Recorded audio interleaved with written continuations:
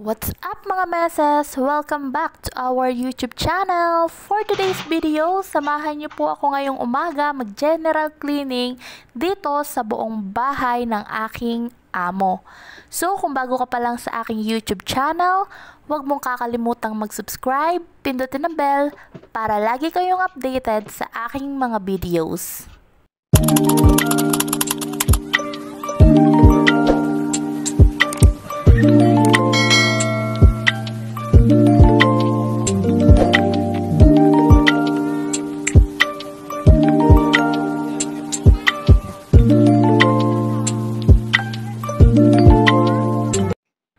At ngayong araw nga po ay lilinisin ko ang ibabaw ng cabinet dito sa aking kwarto.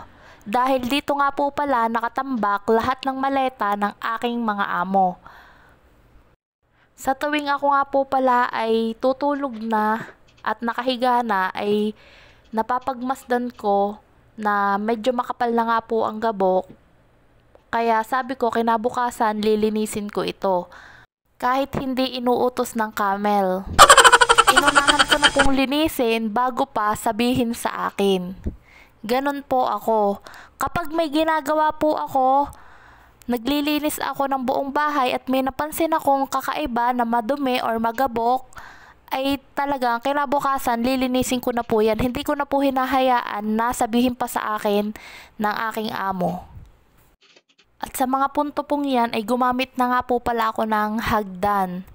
Dahil hindi ko po abot yan kung yan ay aking aabutin lang ng kamay. Dahil baka mamaya kapag pinilit ko po ay mabagsakan pa ako. Bale, yung dalawa lang pong malaking maleta diyan ang merong laman. At medyo may kabigatan nga din po. Ari po ay ngayon ko lang nalinis simula nung ako ay dumating dito. 9 months na nga po pala ako dito pero ngayon ko lang po nalinisan kaya medyo makapal na po yung gabok niya. Ang una ko nga po palang ginawa, pinunasan ko po muna siya ng tuyong basahan. Tapos meron po akong tabo na nilagyan ko ng Joy at saka ng kaunting Clorox para bumalik po uli sa dati yung kanyang puti at mawala talaga yung gabok. At pagkatapos ko nga po siyang punasan, ay pinunasan ko po uli siya ng tuyong basahan para hindi po ulit dumikit yung mga gabok kapag iniwan kong basa. Tinuyo ko po muna siya.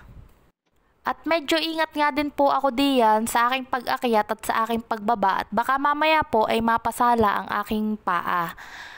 Mahirap na po at baka mamaya ay pagmulan pa po ng aksidente ay baka lalong hindi po ako makapagtrabaho.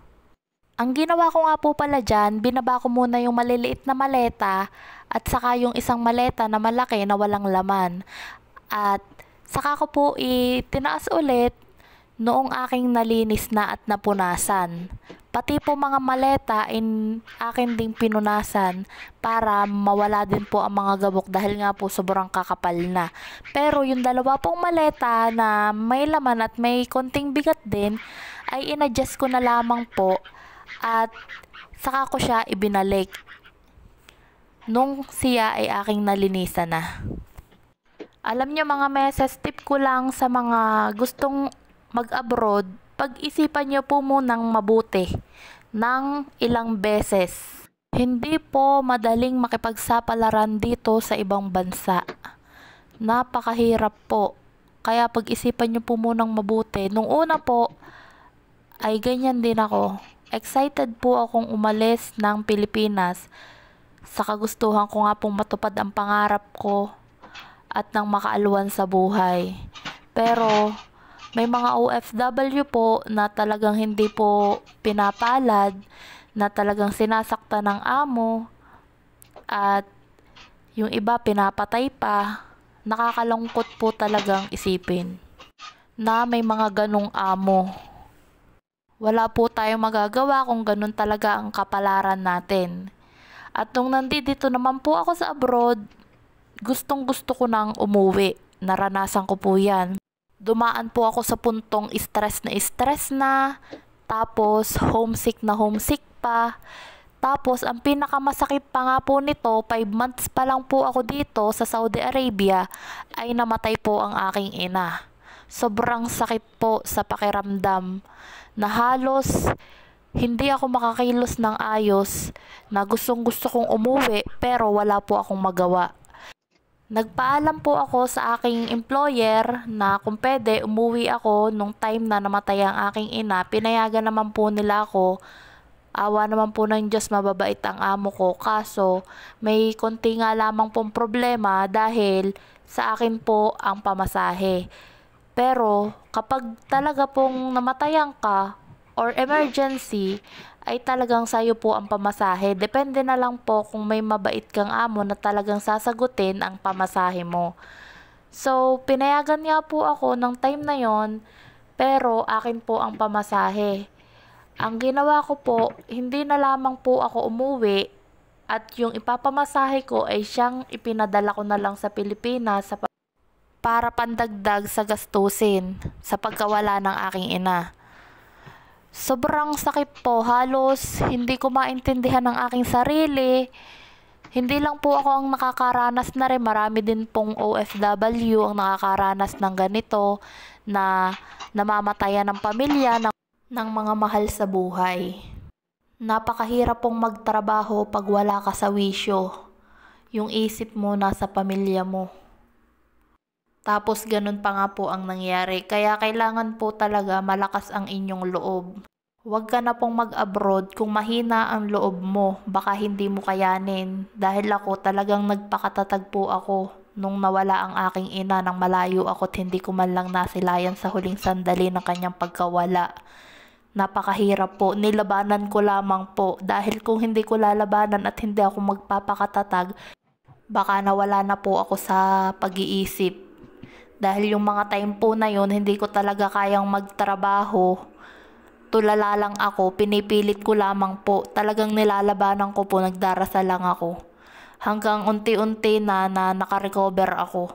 Talagang hindi ko kaya na mawala ang isa sa pamilya ko, lalo na ang ilaw ng tahanan.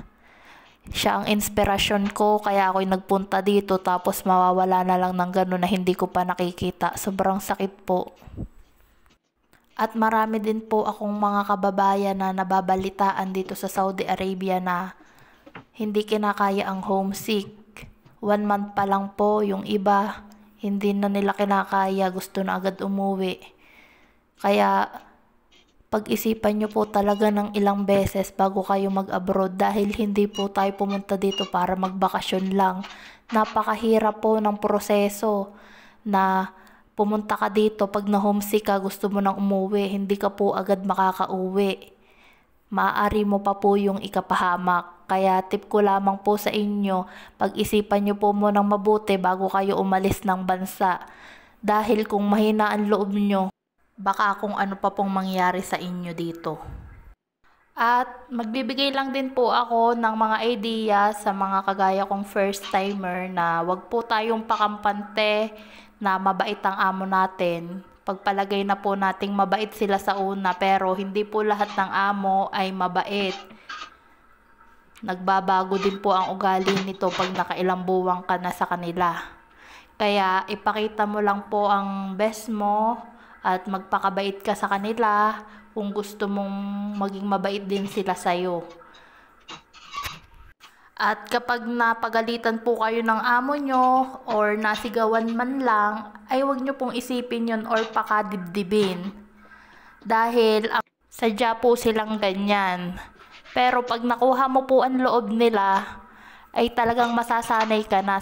Ang mga yan naman po ay galit lang ngayon, maya-maya ay wala na. Mabilis pong humupa ang galit nila. Hindi kagaya nating mga Pilipino na kapag tayo nagalit ay talagang didibdibin na natin, pero sila hindi ganon. Kaya masanay na po kayo. Wala pong amo na hindi napapagsabihan ang kadama, lalo na kapag hindi po sila sinusunod sa kanilang mga inuutos. Ang mahalaga po, tayo ay hindi sinasaktan at tayo nakakakain ng ayos at mababait naman po sila.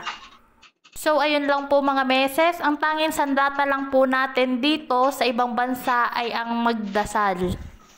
At manalig lang po tayo sa Panginoon. Palagi po tayo mag-iingat. Bye! Thank you for watching. Please huwag kalimutan mag-subscribe at i-click ang bell para lagi kayong updated sa mga bago kong video. Thank you and God bless you.